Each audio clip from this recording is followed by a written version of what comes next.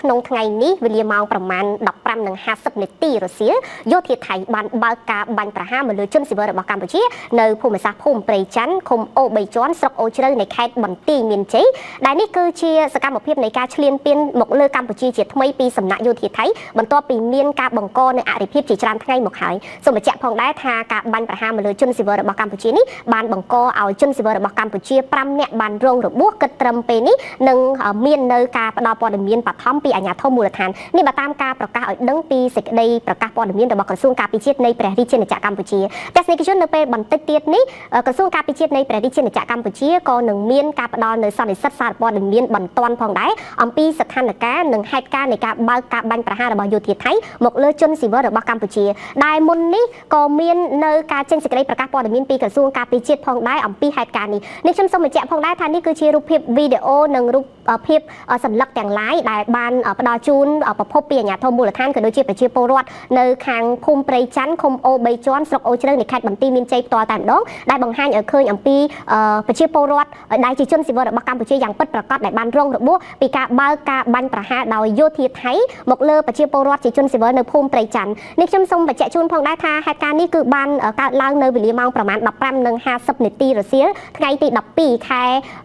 វិច្ឆិកាឆ្នាំ2025នេះតតែម្ដងហើយនេះគឺជារូបភាពវីដេអូដែលបង្ហាញអំពីភស្តុតាងដែលយោធាថៃបានបើកការបាញ់ប្រហារមកលើជនស៊ីវិលរបស់កម្ពុជានៅក្នុងភូមិព្រៃច័ន្ទដែលសបញ្ជាក់ឲ្យឃើញថានេះគឺជាទង្វើដែលថៃបានបង្កមកលើកម្ពុជាយ៉ាងពិតប្រាកដផងដែរឆ្លើយតបជាមួយនឹងអ្វីដែលសារព័ត៌មានថៃមួយចំនួនដែលមុននេះបន្តិចគឺមានការចុះផ្សាយបោកបញ្ឆោតក៏ដូចជាបន្លំនៅការពិតដែលថា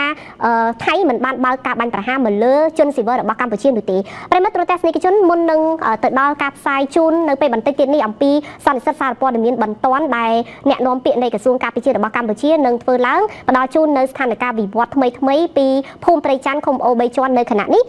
នឹងខ្ញុំសូមបញ្ជាក់ឲ្យដឹងផងដែរអំពីហេតុការណ៍នេះតាមរយៈសេចក្តីប្រកាសព័ត៌មានរបស់ក្រសួងការពារជាតិនៃព្រះរាជាណាចក្រកម្ពុជាតាមរយៈការបង្ហាញឲ្យដឹងពីឧត្តមស្រីឯកម៉ាលីសុជាតាអនុរដ្ឋលេខាធិការនិងជាអ្នកនាំពាក្យក្រសួងការពារជាតិដែលបានជម្រាបជូនសាធារណជនអ្នកសារព័ត៌មានជាតិនិងអន្តរជាតិឲ្យបានជ្រាបអំពីស្ថានភាពនៅតាមបន្ទាត់ព្រំដែនកម្ពុជាថៃនៅពេលនេះជាពិសេសគឺភូមិសាស្ត្រនៅភូមិព្រៃច័ន្ទឃុំអូ3ជាន់ស្រុកអូជ្រៅខេត្តបន្ទាយមានជ័យគឺវេលាម៉ោងប្រមាណ 15:50 នាទីយោធាថៃបានបើកការបាញ់ប្រហារមកលើប្រជាជនខ្មែរនៅភូមិព្រៃច័ន្ទដែលយោងតាមព័ត៌មានបឋមពីអាជ្ញាធរមូលដ្ឋានករណីនេះគឺបានបង្កឲ្យរបួសជនស៊ីវិលចំនួន5រូបបើតាម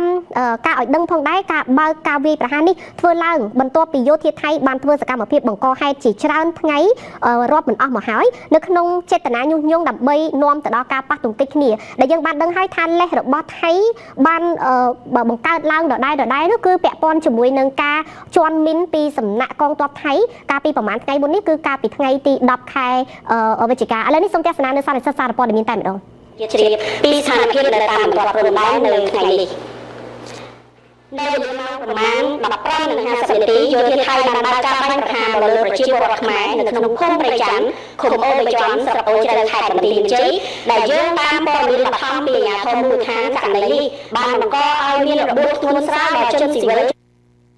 រហូតដល់ម៉ោង 16:20 នាទីទើបសភាពការត្រឡប់ទៅស្ថានភាពស្ងប់ស្ងាត់ឡើងវិញការបាញ់ប្រហារនេះធ្វើឡើងបន្ទាប់ពីយោធាថៃបានធ្វើសកម្មភាពបង្កហេតុជាច្រើនរាប់មិនអស់ជាច្រើនថ្ងៃមកហើយក្នុងចេតនាញុះញង់ដើម្បីបង្កដល់ការប៉ះទង្គិចគ្នាក្នុងហេតុការណ៍ខាងលើកងកម្លាំងនិងអាជ្ញាធរមានសមត្ថកិច្ចចម្រុះរបស់កម្ពុជាដែលមិនប្រដាប់ដោយអាវុធក៏មានវត្តមាននៅទីកន្លែងនោះផងដែរដើម្បីការពារសុវត្ថិភាពជូនបងប្អូនប្រជាពលរដ្ឋយើងដោយប្រកាន់ខ្ជាប់នៅគោលការណ៍និងការអនុវត្តបទឈប់បាញ់និងសេចក្តីថ្លែងការណ៍រួមស្តីពីកិច្ចព្រមព្រៀងសន្តិភាពរវាងកម្ពុជាថៃរួមទាំងគោលការណ៍ដែលបានឯកភាពគ្នារវាងកម្ពុជានិងថៃដោយឈរលើមូលដ្ឋាននៃការដោះស្រាយរាល់បញ្ហាដោយសន្តិវិធីត្រឹមត្រូវស្របតាមច្បាប់អន្តរជាតិក្រសួងការពារជាតិនៃព្រះរាជាណាចក្រកម្ពុជាសូមប្រកាសថ្កោលទោសយ៉ាងដាច់អហង្ការចំពោះទង្វើអមនុស្សធម៌ដ៏សាហាវឃោរឃៅនេះបង្ហាញយ៉ាងច្បាស់ការដែលភាគីថៃបានរំលោភបំពានលើសេចក្តីថ្លែងការណ៍រួមស្តីពីកិច្ចព្រមព្រៀងសន្តិភាពរវាងកម្ពុជាថៃដែលភាគីទាំងពីរបានចុះហត្ថលេខាកាលពីថ្ងៃទី26ខែតុលាឆ្នាំ2025ដែលការចុះហត្ថលេខានេះដោយនាយករដ្ឋមន្ត្រីនៃប្រទេសកម្ពុជានិងថៃក្រោមសាក្សីរបស់អេដាមដូណាល់ត្រាំប្រធានាធិបតីសហរដ្ឋអាមេរិកនិងអេដាមអាន់វ៉ាអ៊ីប្រាហ៊ីមនាយករដ្ឋមន្ត្រីម៉ាឡេស៊ីនិងជាប្រធានបដូវវេនអាស៊ានក្នុងន័យនេះ កម្ពុជាសូមអំពាវនាវឲ្យសហគមន៍អន្តរជាតិថ្កោលទោសយ៉ាងម៉ឺងម៉ាត់ចំពោះការរំលោភបំពានសេចក្តីថ្លែងការណ៍រួមស្តីពីកិច្ចព្រមព្រៀងសន្តិភាពរវាងកម្ពុជាថៃនិងសកម្មភាពខុសច្បាប់របស់ថៃម្ដងហើយម្ដងទៀតនេះដោយទាមទារឲ្យភាគីថៃទទួលខុសត្រូវទាំងស្រុងចំពោះការរំលោភបំពានដ៏កម្រនេះកម្ពុជាអំពាវនាវឲ្យថៃបញ្ឈប់រាល់អំពើអរិភាពជាបន្ទាន់រាល់ការគំរាមកំហែងដល់សន្តិភាពនិងស្ថិរភាពនៅក្នុងតំបន់ទន្ទឹមនឹងនេះកម្ពុជាអំពាវនាវឲ្យភាគីថៃងាកមកគោរពកិច្ចព្រមព្រៀងបទឈប់បាញ់សេចក្តីថ្លែងការណ៍រួមស្តីពីសន្តិភាពនិងកាតព្វកិច្ចទាំងឡាយនៅក្រោមច្បាប់អន្តរជាតិឲ្យបានម៉ឺងម៉ាត់ស្មោះត្រង់និងប្រកបដោយសុឆន្ទៈពិតប្រាកដកម្ពុជាបដិញ្ញាចិត្តយ៉ាងមុតមាំក្នុងការគោរពនិងអនុវត្តតាមលក្ខខណ្ឌនៃបទឈប់បាញ់សេចក្តីថ្លែងការណ៍រួមស្តីពីកិច្ចព្រមព្រៀងសន្តិភាពរវាងកម្ពុជានិងថៃព្រមទាំងកិច្ចព្រមព្រៀងទាំងឡាយដែលភាគីទាំងពីរបានសម្រេចកន្លងមកប្រកបដោយសុឆន្ទៈនិងការទទួលខុសត្រូវខ្ពស់កម្ពុជាប្រកាន់ខ្ជាប់នូវការដោះស្រាយជម្លោះដោយសន្តិវិធីស្របតាមច្បាប់អន្តរជាតិក៏ដូចជាសិទ្ធិសញ្ញាអនុសញ្ញាកិច្ចព្រមព្រៀងដែលមានស្រាប់ហើយប្រឆាំងនឹងការគំរាមកំហែងឬក៏ការប្រើប្រាស់កម្លាំងសម្ដៅរកការដោះស្រាយដោយយុត្តិធម៌ត្រឹមត្រូវយូរអង្វែងនិងស្របតាមច្បាប់អន្តរជាតិអាស្រ័យដោយបានជម្រាបជូនខាងលើសូមសាធារណជនអ្នកសារព័ត៌មានជាតិនិងអន្តរជាតិជ្រាបជាព័ត៌មានសូមជួយឆ្លើយឲ្យចេញមកអ្នកដែលចោទគេថៃមានរហូតដល់ទៅ drone ចាប់កម្ដៅមនុស្សនៅពេលយប់អ្នកណាឆ្លងកាត់ព្រំដែនខ្លួនដោយខុសច្បាប់ថៃចាប់បានទាំងអស់ចុះខ្មែរចូលដាក់មីនថ្មីនៅលើទឹកដីថៃរឿងអីថៃមិនដឹងអញ្ចឹងនេះគឺជាសំណួររបស់លោក Michael B. Alfaro ដែលស្នើឲ្យអ្នកសង្កេតការអាស៊ានចាំបាច់ត្រូវតែចុះសង្កេតការដោយប្រើដ្រូនតាមដាន24ម៉ោងលើ24ម៉ោងដើម្បីឲ្យដឹងសខ្មៅថាតើកម្ពុជាពិតជាបានដាក់មីនថ្មីដោយការចោទប្រកាន់របស់ថៃឬក៏អត់នោះមុនចាប់សំណួរបែបនេះលោក Michael B. Alfaro បានសរសេរសារបង្ហោះម្ដងជា2ដងរួចហើយថាសូមកំភៃនិយាយតែមាត់អត់បានការទេជាមួយនឹងថៃចាំលោក Donald Trump ហៅទូរស័ព្ទទៅដោះក្អែលលោកថៃនៅតែចោទប្រកាន់កម្ពុជាដាក់មីនថ្មីធ្វើឲ្យទាហានរបស់ខ្លួន4នាក់បានរងរបួសក្នុងនោះមានម្នាក់បានបាត់ជើងនោះហើយលោកនាយរដ្ឋមន្ត្រីអនុទិនថែមទាំងយកលេសនេះប្រកាសហែកចោលនៅក្រដាស់ក្របខ័ណ្ឌ4ចំណុចរួចប្រកាសក្តីៗថាសន្តិភាពជាមួយនឹងកម្ពុជាចាប់ហើយចាប់ពីពេលនេះតទៅនោះស្រាប់តែលោក Michael B. Alfaro កាន់តែទ្រាំលេងបានហើយសរសេរសារបង្ហោះបន្ថែមយ៉ាងវែងអន្លាយបែបនេះថាអ្នកសង្កេតការអាស៊ានចាំបាច់ត្រូវតែចុះសង្កេតការដោយប្រើដ្រូនតាមដាន24ម៉ោងលើ24ម៉ោងដើម្បីបញ្ចប់ការសង្ស័យថាតើកម្ពុជាកំពុងតែបានគ្រាប់មីនថ្មីឬក៏អត់នោះប្រសិនបើកិច្ចព្រមព្រៀងសន្តិភាពនេះបរាជ័យនៅក្នុងការអនុវត្តខ្ញុំត្រូវស្ដីបន្ទោសអ្នកសង្កេតការអាស៊ានដែលមិនបានធ្វើឲ្យមានភាពទទួលខុសត្រូវនិងដំណាភាពនោះភាគីថៃមានសិទ្ធិដឹងថាតើមានគ្រាប់មីននៅក្នុងព្រៃឆ្ងាយឬក៏អត់គណៈដែលប្រជាជនកម្ពុជាក៏មានសិទ្ធិដឹងដែរថាតើផ្ទះរបស់ពួកគាត់នឹងត្រូវបានប្រគល់មកវិញឬក៏អត់ឬយ៉ាងហោចណាស់ក៏ត្រូវដឹងដែរថាបន្ទាត់ព្រំដែនត្រូវបានគូសទៅចំចំណុចណាខ្លះអ្នកសង្កេតការអាស៊ានត្រូវតែសង្កេតសកម្មភាពយន្តហោះគ្មានមនុស្សបើករបស់ថៃដោយសារតែថៃកំពុងតែប្រើវានៅតាមព្រំដែនគណៈដែលកម្ពុជាមិនបានប្រើទេនោះគេបានប្រាប់ខ្ញុំថាដ្រូនរបស់ថៃអាចចាប់បានរហូតដល់កម្ដៅរាងកាយនៅពេលយប់ដែលនេះគឺជាមូលហេតុធ្វើឲ្យពួកគេចាប់បានអ្នកឆ្លងព្រំដែនខុសច្បាប់ដោយជោគជ័យប៉ុន្តែរហូតមកដល់ពេលនេះថៃមិនទាន់ចាប់បានកម្ពុជាកំពុងដាំគ្រាប់មីនជាក់ស្ដែងនៅភ្នែកបាននៅឡើយនោះទេក្រែងថៃទាមទារឲ្យសម្អាតគ្រាប់មីនមែនទេចុះហេតុអ្វីបានពួកគេចាំបាច់ភ្ញាក់ផ្អើលធ្វើអ្វីពេលដែលរកឃើញថាមានគ្រាប់មីននៅទីនោះហេតុអ្វីបានជាអ្នកសង្កេតការអាស៊ានមិនទាន់បញ្ជាឲ្យទ័ពភាគីទាំងពីរប្រទេសធ្វើការរួមគ្នាដើម្បីយកគ្រាប់មីនចេញដែលមានន័យថារដ្ឋទាហានដែលមកពីប្រទេសម្ខាងគួរតែធ្វើការជាមួយនឹងទាហានមកពីប្រទេសម្ខាងទៀតតើអ្នកយល់ព្រមទេរាល់ថ្ងៃក្រែងកន្លងផុតទៅខ្ញុំយល់ថាយើងត្រូវការបង្កើតអង្គភាពរដ្ឋាភិបាលថ្មីមួយដែលអាចផ្ដល់នូវការគ្រប់គ្រងដូចជាអ្នកថែទាំក្មេងសម្រាប់ព្រះរាជាណាចក្រដែលម្ខាងខ្ញុំអនុវត្តយ៉ាងខ្ជាប់ខ្ជួននិងម្ខាងទៀតមិនយកចិត្តទុកដាក់នោះខ្ញុំចង់រំលឹកដល់មនុស្សគ្រប់គ្នាថាចំនួនព្រំដែននេះនឹងប៉ះពាល់ដល់តំបន់អាស៊ីអាគ្នេយ៍ទាំងមូលប្រទេសទាំងអស់ត្រូវតែហ៊ានចេញមកនិយាយបើដូច្នោះទេសូមកុំភ្ញាក់ផ្អើលឲ្យសោះនៅពេលដែលវិនិយោគនិងទេសចរធ្លាក់ចុះនោះនេះគឺជាសម្រងសម្ដីដើមទាំងស្រុងរបស់លោក Michael B. Alfaro ដែលចង់ស្វែងរកភាពស្អាតស្អំជូនដល់កម្ពុជាមុនពេលដែលលោកទៅអញ្ជើញចូលរួមនៅក្នុងកម្មវិធីមួយនៅលំនៅឋានរបស់លោកប្រធានាធិបតី Donald Trump នោះជាសេណារីយ៉ូរៀបចំទុកដើម្បីបញ្ឆេះឲ្យមានផ្ទុះការប្រយុទ្ធគ្នាជាថ្មីអាងបានលេះដណ្ដើមយកប្រាសាទរបស់ខ្មែរយ៉ាងណាថៃយកលេសថាទាហានខ្លួនបានជន់មានដាច់ជើងហើយក្រដាស់4ចំណុចក្នុងកិច្ចព្រមព្រៀងសន្តិភាពចោលរួចប្រកាសថាសន្តិភាពជាមួយកម្ពុជាចាប់ហើយតែម្ដងទាំងកម្ពុជានៅអនុវត្តតាមកិច្ចព្រមព្រៀងសន្តិភាពយ៉ាងខ្ជាប់ខ្ជួននៅឡើយនោះគេនៅចាំបានថាមុនថៃប្រកាសថាទាហានរបស់ខ្លួន4នាក់បានជន់មានដាច់ជើងអស់ម្នាក់នោះមានមន្ត្រីជាន់ខ្ពស់ថៃជាច្រើនរូបរួមទាំងលោកប៊ុនស៊ិនផាត់ខ្លាំងអតីតមេភូមិភាគទី2ផងដែរបាននិយាយដូចគ្នាថាថៃនឹងដណ្ដើមយកប្រាសាទតាក្របីនិងប្រាសាទតាមាន់ពីកម្ពុជាមកវិញឲ្យបានដោយប្រើគ្រប់មធ្យោបាយហើយជំរឿសចុងក្រោយនេះគឺប្រើកម្លាំងទ័ពតែម្ដងក្រោយមកប៉ុន្មានថ្ងៃស្រាប់តែមានកាសែតข่าวសុទ្ធបានចុះផ្សាយថាថៃគ្រោងដោះលែងវរៈកងទ័ពកម្ពុជាទាំង18នាក់មកវិញនៅថ្ងៃទី12ខែវិច្ឆិកាឆ្នាំ2025ដើម្បីបង្ហាញឲ្យអន្តរជាតិឃើញថាថៃពិតជាបានខិតខំអនុវត្តតាមកិច្ចព្រមព្រៀងសន្តិភាពពិតប្រាកដមែនក៏ប៉ុន្តែទន្ទឹមនឹងគ្នានោះថៃនៅតែលើកឡើងដដែលថាកងទ័ពកម្ពុជាទាំង18រូបអាចដោះលែងមកវិញបានលុះត្រាតែកម្ពុជាបំពេញតាមលក្ខខណ្ឌ2ចំណុចឲ្យបានរួចជាមុនសិននោះគឺដកអាវុធធុនធ្ងន់ឲ្យអស់ហើយត្រូវប្រកាសថាកម្ពុជាមិនបង្កការគំរាមកំហែងដល់ថៃតទៅមុខទៀត ទំនងឃើញថាលក្ខខណ្ឌនេះនៅតែមិនទាន់គ្រប់គ្រាន់ដើម្បីដាក់បន្ទុកឬបញ្ឆេះកំហឹងកម្ពុជាបានស្រាប់តែនៅថ្ងៃទី10ខែវិច្ឆិកាឆ្នាំ2025នេះថៃចេញមកប្រកាសថាទាហានរបស់ខ្លួន2នាក់បានចន់មីននៅក្នុងនោះមានម្នាក់បានដាច់ជើងខាងស្ដាំក៏ប៉ុន្តែក្រោយមកបានលើកឡើងថាអ្នករងរបួសមានរហូតដល់4នាក់ឯណោះភ្លាមក្រោយពេលដែលអះអាងទាហានរបស់ខ្លួនចន់មីនថៃបានចោទប្រកាន់កម្ពុជាថាបានដាក់មីនថ្មីរួចលោកនាយករដ្ឋមន្ត្រីអនុទិនបានប្រកាសផ្អាករាល់ប្រតិបត្តិការទាំងអស់ជាមួយនឹងកម្ពុជាដែលមានចែងនៅក្នុងកិច្ចព្រមព្រៀងសន្តិភាពលុះនៅថ្ងៃទី11ម្សិលមិញថៃបានប្រម៉ែប្រមូលអស់មន្ត្រីជាន់ខ្ពស់មកបានកិច្ចប្រជុំក្រុមប្រឹក្សាសន្តិសុខជាតិដោយមានលោកអនុទិនជាប្រធានក្រោយមកកិច្ចប្រជុំអស់ប៉ុន្មានម៉ោងទីបំផុតនៅយប់ថ្ងៃដដែលនោះលោកអនុទិនបានចេញមកប្រកាសទាំងខ្លួនមានសម្លៀកបំពាក់ឯកសណ្ឋានយោធាថាសន្តិភាពជាមួយនឹងកម្ពុជាចប់ហើយលោកថែមទាំងប្រកាសហែកចោលលក្ខខណ្ឌ4ចំណុចនៅក្នុងកិច្ចព្រមព្រៀងសន្តិភាពចោលទៀតផងដោយលើកឡើងថាលែងរាយការណ៍លែងធ្វើតាមលែងស្ដាប់លោកដូណាល់ត្រាំទៀតហើយគឺចាប់ពីពេលនេះតទៅថៃធ្វើអ្វីតែតាមកម្មវិធីឬក៏ផ្លូវរបស់ខ្លួនតែប៉ុណ្ណោះហើយរដ្ឋាភិបាលនឹងគ្រប់គ្រងប្រតិបត្តិការយោធាពេញទំហឹងដែលលោកបានចោទកម្ពុជាថាជាអ្នករំលោភកិច្ចព្រមព្រៀងសន្តិភាពមុនទាំងដែលថៃជាអ្នកដើរចន់មានខ្លួនឯងសោះបែរជាចោទមកលើកម្ពុជាកើតអ្វីដែលគួរឲ្យអស់សំណាច់នោះរហូតមកដល់ពេលនេះគឺមិនដែលឮថាទាហានខ្មែរចន់មានទេចម្លែកអីតែទាហានថៃឬតែទាហានថៃដើរចន់មានដាច់ជើងរហូតតើនេះគឺជាការសម្ដែងឲ្យចូលនៅក្នុងសេណារីយ៉ូដែលមានការរៀបចំទុកមុនឬយ៉ាងណាពីព្រោះគ្រប់ដំណើររឿងគឺដូចជាស៊ីសង្វាក់គ្នាខ្លាំងណាស់អំឡុងពេលទៅសួរសុខទុក្ខកូនទាហានដាច់ជើងនៅមន្ទីរពេទ្យលោកអនុទិនថែមទាំងបានសម្រក់ទឹកភ្នែកទៀតផងរហូតមានការចោទជាសំណួរថាតើទឹកភ្នែកនោះស្រក់ចេញពីចិត្តឬក៏យ៉ាងណាទៀតផងអ្វីដែលគេនៅចាំបានមិនច្រឡំនោះគឺមុនការប្រយុទ្ធគ្នា5ថ្ងៃមុនផ្ទុះឡើងគឺភាគីថៃតែងតែយករឿងទាហានរបស់ខ្លួនជន់មានដាច់ជើងធ្វើជាលេសដើម្បីបញ្ឆេះភាពតានតឹងឥឡូវនេះគេសង្កេតឃើញថាចូលក្បួនដដែលទៀតហើយការអធិប្បាយព្រឹត្តិការណ៍នៅក្នុងសង្គមក៏ដូចជាតាមខ្សែបន្ទាត់ព្រំដែនវិវត្តជូនដល់អស់លោកអ្នកបានជ្រាបជំវិញស្ថានភាពនិងស្ថានភាពតាមបន្ទាត់ព្រំដែនបាទហើយរឿងតាមបន្ទាត់ព្រំដែននេះក៏ផ្ទុះឡើងដល់ប្រធានអាស៊ានដែលជាអតីតប្រធានអាស៊ានគឺម៉ាឡេស៊ីនឹងឯង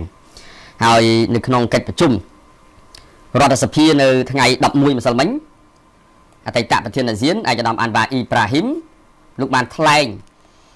សារឆ្លើយតបទៅនឹងតំណាងរាស្ត្រហ្វីលីពីនដែលសួរនាំរឿងកាតព្វកិច្ចម៉ាឡេស៊ីធ្វើជាប្រធានអាស៊ាននឹងការដោះស្រាយនៅពេលដែលថៃផ្អាកការព្រមព្រៀងសន្តិភាពដែលមានម៉ាឡេស៊ីនិងអាមេរិកកាំងធ្វើជាកសិនសាក់សីនាពេលប្រហែលថ្ងៃមុននោះឥឡូវមិនផ្អាកឲ្យលោកអត្រាគេលុបចាអាហ្នឹងរឿងឯកតោភាគីរបស់ថៃចាក្នុងក្របខ័ណ្ឌដែលគេនិយាយរឿងផ្អាកម្សិលមិញបាទហើយជាការឆ្លើយតបឯកឧត្តមអាន់វ៉ាលោកបានប្រាប់ទៅភាគីតំណាងរាស្ត្ររបស់ម៉ាឡេស៊ីថាទោះបីម៉ាឡេស៊ីមិនមែនជាប្រធានអាស៊ានដូចមុនក៏ពិតមែនក៏ប៉ុន្តែម៉ាឡេស៊ីមានមេតបទាំងពីរភាគីដាក់នៅនឹងថៃនិងកម្ពុជាអាចសម្រង់របាយការណ៍ផ្ញើមកខ្លួនដើម្បីឲ្យម៉ាឡេស៊ីធ្វើកិច្ចការងារនឹងជាមួយភាគីទាំងពីរប្រទេសនៅតែបន្តសម្របសម្រួលទៅលើកិច្ចការងារមួយចំនួនធំដែលថៃបានប្រកាសជាឯកតោភាគីផ្អាកនិងលុបចោលបាទអានេះគឺជាការឆ្លើយតបរបស់ឯកឧត្តមអាន់វ៉ាអ៊ីប្រាហ៊ីមហើយនៅមុខសមាជិករដ្ឋសភានៅថ្ងៃម្សិលមិញបាទឯកឧត្តមបានលើកឡើងថាពីម៉ាឡេស៊ីទៅគឺនឹងសម្របសម្រួលឲ្យកម្ពុជានិងថៃអនុវត្តសេចក្តីថ្លែងការណ៍រួមឲ្យខានតបានអំពីសន្តិភាពរវាងប្រទេសទាំងពីរបាទទោះបីថាការប្រកាសឯកតោភាគីរបស់ថៃក៏ដោយការចេញមុខបញ្ជាក់យ៉ាងដូចនេះរបស់នាយករដ្ឋមន្ត្រីម៉ាឡេស៊ីក្រោយពីរដ្ឋាភិបាលថៃបានប្រកាសជាឯកតោភាគីផ្អាកនៅការអនុវត្តកិច្ចព្រមព្រៀងសន្តិភាពរវាងកម្ពុជានិងថៃបាទហើយឈានដល់ការលុបចោលទៀតចា៎បាទពីសមាភាគីថៃបាទជាពិសេសគឺកងទ័ពភូមិន្ទថៃនឹងតែម្ដងបាទហើយសេចក្តីថ្លែងការណ៍រួមស្តីពីសន្តិភាពក្រោមហេតុផលដោយសារតែថៃបានដើរជន់មីនអញ្ចឹងហើយគេបានប្រកាសជាឯកតោភាគីតែម្ដងអត់ទាន់បានទទួលដំណឹងពីប្រមុខរដ្ឋការអាមេរិកឯកឧត្តមប្រធានាធិបតីត្រាំនៅឡើយទេករណីរឿងហ្នឹងទើបតែដល់រឿងដល់សមាភាគីម៉ាឡេស៊ីដែលម៉ាឡេស៊ីបានបដិញ្ញាហើយថានឹងបន្តសម្របសម្រួលជាគោលការណ៍អនុវត្តឲ្យបានម៉ត់ចត់ទៅលើកិច្ចការងារហ្នឹងបាទហើយកម្ពុជាក៏ដូចជាម៉ាឡេស៊ីគឺចង់បង្ហាញឲ្យឃើញថាកម្ពុជាមិនបានមានគំនិតណាមួយវាធ្វើឲ្យកិច្ចព្រមព្រៀងនេះត្រូវបានរលំរលាយទៅកម្ពុជានៅតែបន្តអនុវត្តធ្វើការយ៉ាងជិតស្និទ្ធជាមួយភាគីថៃក្នុងការដោះស្រាយរោគយន្តការសមស្របណាមួយជួយទៅដល់ស្ថានភាពឲ្យកាន់តែល្អប្រសើរឡើងបាទហើយស្ដាប់វិទ្យុបរទេសនៅថ្ងៃម្សិលមិញក៏លោកបានលើកឡើងអំពីការជំនះ ពលរដ្ឋហើយអាជ្ញាធរខេត្តព្រះវិហារអាជ្ញាធរខេត្តដ៏មានជ័យក៏បានលើកឡើងដែរថាខ្លួនក៏ត្រៀមក្នុងការជំនះក៏ប៉ុន្តែកិច្ចការងារយោធាអានឹងវារឿងកងទ័ពបាទសម្រាប់អាជ្ញាធរខេត្តអត់មានសិទ្ធិក្នុងការលូកលាន់ទេកងទ័ពគេធ្វើគេចល័តអានឹងរឿងកងទ័ពប៉ុន្តែអាជ្ញាធរខេត្តគឺមានសិទ្ធិក្នុងការជំនះពលរដ្ឋចេញពីតំបន់មូលដ្ឋានសមរភូមិក្តៅប្រសិនណាបើកើតឡើងករណីហេតុភេទណាមួយដូចកាលប្រហែលថ្ងៃមុនបាទអញ្ចឹងរឿងរូបភាពក្នុងកំភ្លើងភ្ជុងគ្នាទៅវិញទៅមកអានឹងវារឿងកងទ័ពធម្មតាការប្រុងប្រៀបទៅវិញទៅមកវាមិនដែលចេះតែមួយខាងទេហើយថតតែមួយចំហៀងចោតមួយចំហៀងក៏បានដែរនេះទស្សនវិជ្ជាពលរដ្ឋនៅខាងក្រុងសំរោងចាដែលគាត់ជាជនភេសកចាឥឡូវនេះគឺត្រឡប់ទៅកាន់លំនៅឋានវិញទាំងអស់ហ្នឹងគឺចាប់ផ្ដើមប្រកបចារបរដាំបន្លែផ្លែឈើចាឡើងមកវិញចាបន្តទៅទៀតចាមិននៅតែឲ្យគាត់បានអីហូបចាអញ្ចឹងគឺត្រឡប់ទៅកាន់លំនៅឋានវិញប្រកបប្រកាន់ផលរបស់គាត់ហើយទស្សនវិជ្ជានៅក្រុងសំរោងចាដូចបងប្អូនបានជ្រាបហើយកន្លែងដែលជនភេសកគឺច្រើនមែនតើចាអញ្ចឹងគឺត្រឡប់ទៅកាន់លំនៅឋានវិញអស់ហើយចាហើយបកក្រោយបន្តិចដោយសារតែបន្ទាប់ពីអាដាមអាន់វ៉ាអ៊ីប្រាហ៊ីមលោកបានលើកឡើងនឹងបន្តចាសម្របសម្រួលភាគីកម្ពុជានិងថៃចាល្ងាចឡើងយប់ឡើងនៅថ្ងៃម្សិលមិញនេះចាគឺសម្ដីរបស់លោកអានូទីនបន្ទាប់ពីចុះទៅជួបជាមួយនឹងកងទ័ពចារបស់ខ្លួនគឺលោកបានលើកឡើងថាចាប្រកាសចានៅយប់ថ្ងៃទី11ហ្នឹងចាម្សិលមិញហ្នឹងលោកបានបញ្ជាក់ថាសន្តិភាពបានដើរដល់ទីបញ្ចប់ហើយលោកក៏លែងអើពើជាមួយនឹងភាគីកម្ពុជាបន្តទៀតដែរលោកបានហែកចោលនៅសេចក្តីប្រកាស4ចំណុចចាដែលលោកក៏បង្ងើយកន្តើយនឹងសំណើរបស់ប្រធានាធិបតីអាមេរិកដូចគ្នាដែរចាហើយក្នុងនោះលោកក៏បានសង្កត់ធ្ងន់ថាក្នុងនាមថៃគឺជាប្រទេសប្រជាធិបតេយ្យមួយលោកមិនចាំបាច់រាយការណ៍ទៅកាន់នរណាម្នាក់ទៀតឡើយចាប់ពីពេលនេះតទៅលោកនឹងធ្វើអ្វីដែលមានប្រយោជន៍សម្រាប់ប្រទេសថៃតែប៉ុណ្ណោះហើយលោកក៏កំពុងផ្ដល់ការគ្រប់គ្រងយ៉ាងខ្លាំងក្លាទៅដល់កងទ័ពថៃដែលឈរជើងគ្រប់សមរភូមិចាបានន័យថាគេប្រកួតភារកិច្ចទៅឲ្យខាងកងទ័ពវិញចាហើយម្សិលមិញនេះចាបន្ទាប់ពីជួបជាមួយនឹងកងទ័ពនៅជួបមុខហើយក៏ចុះទៅជួបជាមួយនឹងបានន័យថាសួរសុខទុក្ខជាមួយនឹងកងទ័ពថៃដែលទើបតែជន់មានដាច់ជើងចានៅក្នុងមន្ទីរពេទ្យហើយក្នុងនោះទស្សនវិជ្ជាដែលលោកអានូទីនចុះទៅចាជួបជាមួយនឹងកងទ័ពដែលដាច់ជើងរបស់ខ្លួនហ្នឹងគឺលោកសម្ដែងនៃការសោកស្ដាយចាហើយក៏សម្រក់ទឹកភ្នែកចានៅក្នុងមន្ទីរពេទ្យដែលធ្វើឲ្យមានការចាប់អារម្មណ៍ខ្លាំងទាំងសំណាក់អ្នកសារព័ត៌មានថៃក៏ដូចជាប្រជាជនថៃហើយនិងពលរដ្ឋកម្ពុជាដូចគ្នាដែរចាចុះទៅហើយសម្រក់ទឹកភ្នែកចានៅពេលដែលឃើញទាហានរបស់ខ្លួនជាន់មានដាច់ជើងចាហើយបើគិតរហូតអីទេចាដាច់ជើងយំមកយំទៅស្រាក់ហើយបើគិតរហូតមកដល់ថ្ងៃ10ចាវិច្ឆិកាដែលថ្ងៃទាហានថៃជន់មានចុងក្រោយហ្នឹងចាតាំងពីខែកក្កដារហូតមកដល់ថ្ងៃទី10ហ្នឹងគឺ7ករណីហើយដែលទាហានថៃជន់មានដាច់ជើងចាអញ្ចឹងករណីទី1ហ្នឹងគឺថ្ងៃទី16កក្កដាទាហានថៃម្នាក់គឺជន់មានដាច់ជើងប៉ុន្តែក្នុងនោះក៏សរុបជាមួយនឹងអ្នករបួសដែរចា3អ្នកបន្ថែមទៀតនៅទីតាំងភ្នំ481ហើយករណីទី2នៅថ្ងៃទី23កក្កដាទាហានម្នាក់ចាដាច់ជើងដូចគ្នានៅទីតាំងច្រកអានសេះករណីទី3នៅថ្ងៃទី28កក្កដាទាហានម្នាក់ដាច់ជើងដែរនៅទីតាំងប្រាសាទតាក្របីហើយករណីទី4ចានៅថ្ងៃទី9សីហាទាហានថៃម្នាក់ដាច់ជើងដូចគ្នាចាសរុប3នាក់នៅទីតាំងតំបន់ព្រំដែនអូដូនចាអូដូនគ្រឹស្ណាហើយនឹងករណីទី5នៅថ្ងៃទី12សីហាទាហានម្នាក់ដាច់ជើងដូចគ្នានៅទីតាំងប្រាសាទតាមាន់ធំករណីទី6ថ្ងៃទី27សីហាទាហានថៃម្នាក់ដាច់ជើងដូចគ្នាដែរនៅទីតាំងប្រាសាទតាក្របីករណីទី7នៅថ្ងៃទី10វិច្ឆិកាទាហានថៃម្នាក់ដាច់ជើងហើយនឹងមានអ្នករបួសចា2អ្នកផ្សេងទៀតនៅតំបន់ចំណុចវិលអន្ត្រីចានេះទីតាំងចុងក្រោយហើយម្សិលមិញគឺគាត់ចុះទៅដល់កន្លែងកងទ័ពចាកន្លែងកងទ័ពហើយពិនិត្យមើលមីនចាដែលបានរកឃើញមានរកឃើញឡើងរាប់រយគ្រាប់នេះហើយសម័យសង្គ្រាមគ្រាប់ហ្នឹងវាមិនដល់ថ្នាក់ដល់ម្លឹងហើយក៏យកមកដុំយកមកដាក់មកក៏បានច្រើនម្លឹងហើយបងប្អូនយើងគាត់ឆ្ងល់ថាហេតុអីក៏សង្គ្រាម5ថ្ងៃអត់មានឮថាទាហានថៃជន់មានសោះតែនៅពេលដែលមានថាព្រឹត្តិការណ៍អីមួយទៅចាប់ផ្ដើមកាត់ឡើងនៅថ្ងៃស្អែកឬក៏ខែស្អែកគឺមុននឹងព្រឹត្តិការណ៍ហ្នឹងគឺទាហានថៃចាប់ផ្ដើមដើរជន់មានដាច់ជើងមិនបាច់ឆ្ងល់អ្វីទេពូកែសំដែងស្អីក៏គេអាចធ្វើបានដែរបាទតាំងតែពីមុនផ្ទុះអាវុធទៅនោះបាទអារឿងចូលត្រង់សេក៏ថតសំដែងបាទអារឿងយកគ្រាប់ស្អីគេ 3M21 ទៅដាក់នៅកណ្ដាលផ្លូវហើយយកតែកស៊ូបាំងចិត្តឈឹង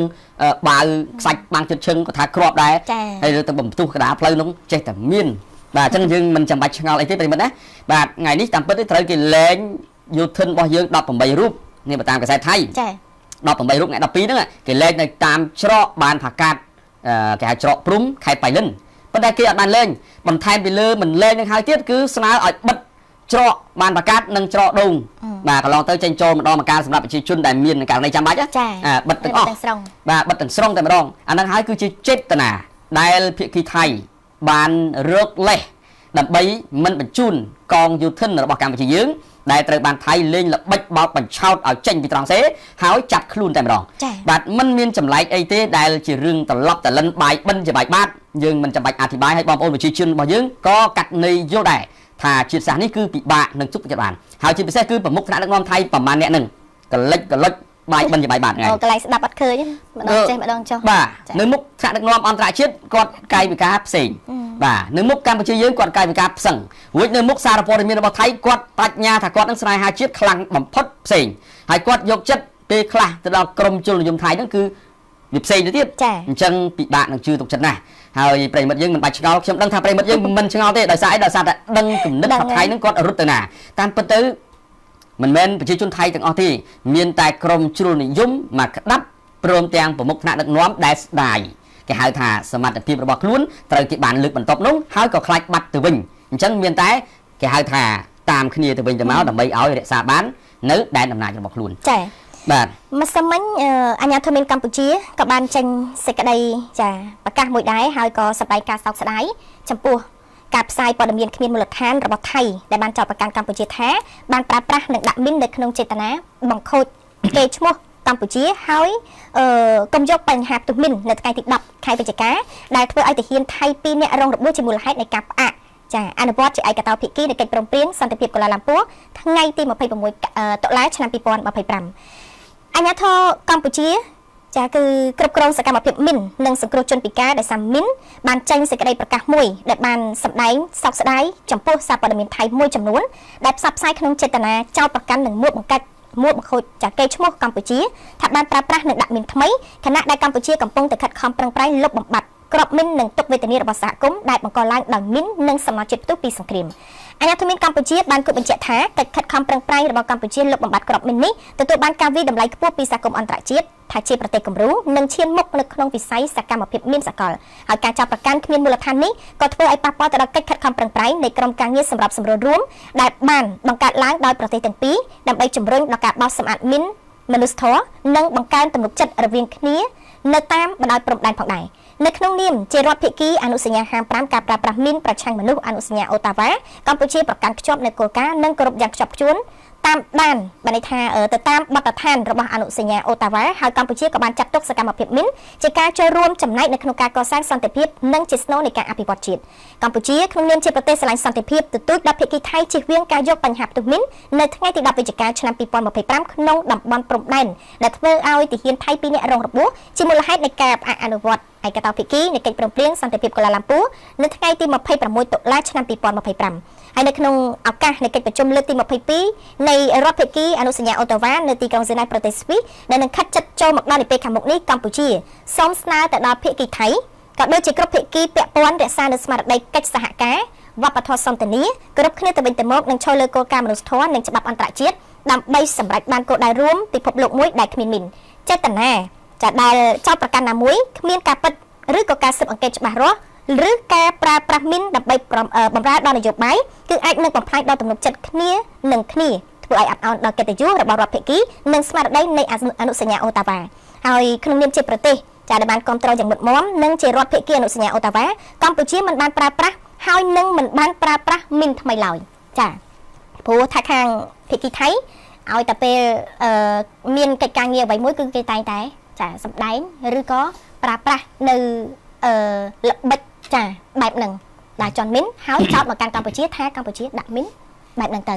ហើយដែលមានទាហានខ្មែរណាចាចន់ប្រហែលថ្ងៃមុននេះគេទៅរាយបន្លាលុះនៅកណ្ដាលព្រៃចាបាទហើយខាងកម្ពុជាយើងក៏ឲ្យខាងភាគីថៃហ្នឹងរើបន្លាលុះចេញវិញបាទគាត់ឲ្យរើប៉ុណ្ណឹងព្រោះខ្លាចទៅគេលោថាអាចវាជន់មានផ្ទុះទៀតទាំងឲ្យផ្ទុះកម្ពុជាហ្នឹងទៀតគេរហូតណែហើយឡើងកម្ពុជាយើងហើយគេថតតែគេថតមកខាងកម្ពុជាយើងថាកម្ពុជាយើងបែកក្នុងកំភ្លើងទៅដាក់គេហើយចោះខ្លួនឯងថតគេនោះមិនឃើញបែកក្នុងដាក់គេហើយគេការតែពីខ្លួនរៀងខ្លួនដែរតាណានេះវាគេកាន់ញូសេកបាទសេកកំហុសសេកកំហុសកម្ពុជាយើងស្ទាយបង្ហាញឃើញដែរដូចគ្នាណាបាទ នឹងប្រហែលថ្ងៃមុនហ្នឹងដូចជាម្សិលមួយថ្ងៃមួយហើយទាហានឈុតខ្មៅជាមួយនឹងទាហានប៉ារ៉ាកម្ពុជាយើងណាគេថតយើងអញ្ចឹងឃើញទៅវិញទៅមកតាមពិតទៅគឺនេះគឺយើងគ្រាន់តែប្រាប់ឲ្យគេរើបន្លាលួសទៅវិញខ្លាចមិនជន់មានដាច់ជើងមួយចំហៀងឬក៏ដាច់ក្បាលបាត់ទៅវាពិបាកនឹងបន្ទោសកម្ពុជាទៀតបាទអញ្ចឹងហើយបានជាទាហានកម្ពុជាយើងប្រាប់ថានេះឯងកុំដាក់បន្លាលួសអញ្ចឹងវត្តមានណាគេមកវាស់នៅកណ្ដាលព្រៃយើងទេហើយសមត្ថកិច្ចជំនាញយោធាក៏គ្មានសិទ្ធិក្នុងការវាស់វែងឲ្យមកដាក់បន្លាលួសអីតែផ្ដេសតែផ្ដាស់ទៅពីទឹកទៅពីដីគ្មានច្បាប់គ្មានទម្លាប់ឲ្យអះអាងតែខ្លួនឯងគឺជាប្រទេសប្រជាធិបតេយ្យផេះបាទមានតែប្រជាធិបតេយ្យស្អីទេមកក្បាលកតុយនឹងណានៃហ្នឹងបាទអញ្ចឹងបានថាសូមឲ្យជនរួមជាតិយើងនៅតែបន្តប្រកាន់ជំហរគឺថាគ្រប់គ្រងរាជរដ្ឋាភិបាលរបស់យើងគ្រប់គ្រងកងទ័ពរបស់យើងដែលនៅសមរភូមិគ្រប់គ្រងចរន្តនៅខាងក្រោយរបស់យើងដើម្បីធ្វើឲ្យយើងចេញមកគឺជាតែមួយនោះយើងមិនងាយនឹងគេរំលោភបំពានបាននោះឡើយតែយើងប្រហែសបន្តិចគេចូលមកលុងអាកដាលហ្នឹងគឺថាយើងគឺទៅទាំងព្រៃហើយអញ្ចឹងមានអីក្រៅតែពីការគ្រប់គ្រងចរន្តតែមួយគ្នានោះយើងមិនអាចទៅបានសត្រូវវាយបំបាក់ដោយស្រួលនោះឡើយចាគេបងប្អូនយើងក៏ចូលខមមិនច្រើនពាក់ព័ន្ធជាមួយនឹងបញ្ហាមីនចានប់សុឡែនគាត់ដាក់ថាខាងគេថៃហ្នឹងគឺសបោជើងខ្លាំងអញ្ចឹងដាច់ខ្លះទៅតែវរៈបរោះជើងវិឃាតជើងវិឃាតតែមិនមែនជើងវិឃាតរឿងថតរឿងកំរឿងចិនទេណាវរៈបរោះជើងវិឃាតបកែខាងដាច់ជើងចាសបោជើងសបានិមិត្តដាក់ទៅអាជើងខ្លួនឯងល្អមិនព្រមនៅឲ្យស្រួលទៅឆ្ងល់ទីហ៊ានយើងនៅក្នុងភូមិដែនសមរភូមិមិនដែរមិនដែរដាច់ជើងចាយើងដឹងតម្លៃផ្លូវយើងប្រាប់គេហើយតែគេនៅតែផ្កើនចាមិនដឹងថាយ៉ាងម៉េចរហូតជើងតែគិតឥឡូវមិនដូចជើងជាង10ណាជើងច្រើនតាំងពីថ្ងៃកម្មការតាំងពីថ្ងៃដាក់ក្រាមមក7ករណីច្រើនជើងដាច់ច្រើនណាច្រើនជើងដាច់ជើងសិតតែប្រើជើងសបនិមិត្តឥឡូវបងប្អូនក៏ឆ្ងល់ទៀតណាគាត់ថាដាច់ជើងមិនសិនមិញអញ្ចឹងណារូបភាពពីមុនមកតែបន្ទាប់ពីដាច់ជើងហើយស្អែកខាងស្អែកទាហានថៃដែលដាច់ជើងហ្នឹងងើបឈរហើយធ្វើ style ថតកាន់នំកាន់អីមកហឹកមុនហ្នឹងលោកតាភ្លាមអត់ឈឺអត់អីចាសំដែងដែរហ្នឹងពេលខ្លះយើងឃើញជាសំដែងខ្ញុំមិនដែលឃើញក្របមានមិញក្របមានប្រឆាំងមនុស្សប្រិមិត្តលេងរាប់រយគ្រាប់ដែលពេលនាយករដ្ឋមន្ត្រីអនុទីនចុះទៅមើលហើយមានចាស់យើងវាមិនដែលដល់ថាដាក់ឲ្យម្ដុំ100គ្រាប់អញ្ចឹងតែបានណាអាហ្នឹងគេដាក់រាយតាមផ្លូវរាយមកគ្រាប់ឯដល់ពេលនេះលេងរាវឲ្យបានម្ដង100គ្រាប់ជាងចានេះបកែរាវទៀតថៃហ្នឹងបាទអរគុណជូនបងប្អូនបានជ្រាបប៉ុណ្ណឹងយើងដឹងច្បាស់ចេតនារបស់ថៃប្រិមិត្តមិនបាច់បកស្រាយអីទេតាមដានទាំងអស់គ្នាតើថៃដើរដល់ទៅណាទៀតបាទឥឡូវគេប្រកាសថារំលាយចោលកិច្ចព្រមព្រៀងនឹងហើយប្រកាសឯកតោពីគេខ្លួនឯងទៅ